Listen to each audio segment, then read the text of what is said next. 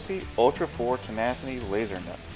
It's an awesome rig that can take on multiple terrains with ease.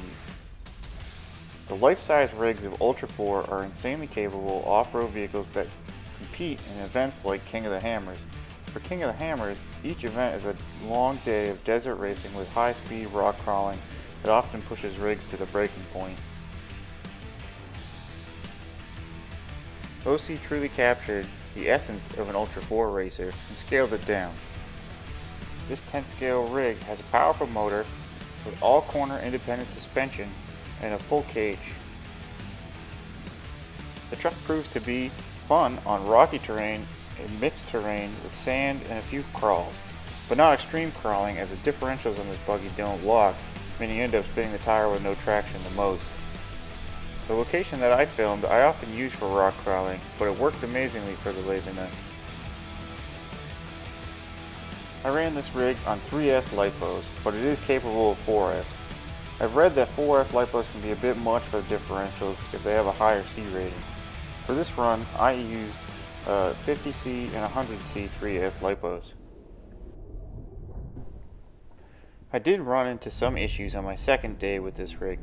After a short jump, the rig must have landed on the tire from the top, which pulled the shock shaft clear out of the casing. So I had to do a quick field repair, which I will put at the end of the video. I was able to crawl the buggy back to my truck after doing the field repair, but I didn't have the shock absorption on that corner, so I took it easy. I did need to repair the shock, which was pretty cheap and relatively quick, but ultimately I had to rebuild the shock and I had to get a few parts. I didn't have any shock oil ready and I needed some E-clips to put it all back together.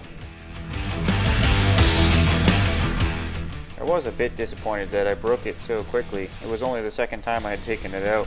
I wasn't being that rough on it, but I did fix it and I did learn some things, so it's good to know, and I'll know for the future.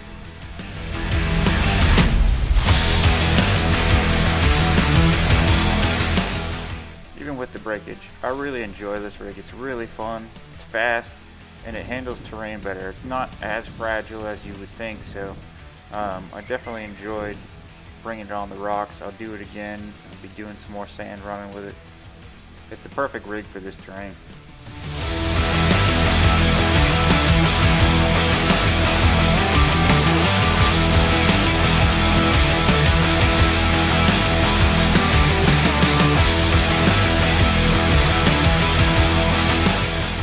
This was the damage that the shock took. You can see that the shock shaft is actually no longer inside of the shock casing.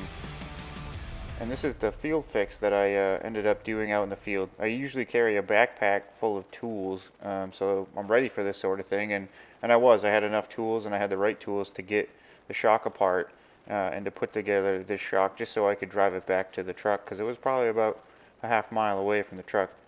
You can see how windy it was. I was having a hard time filming and keeping things from flying away. And this is putting it back together and filling it back up with oil.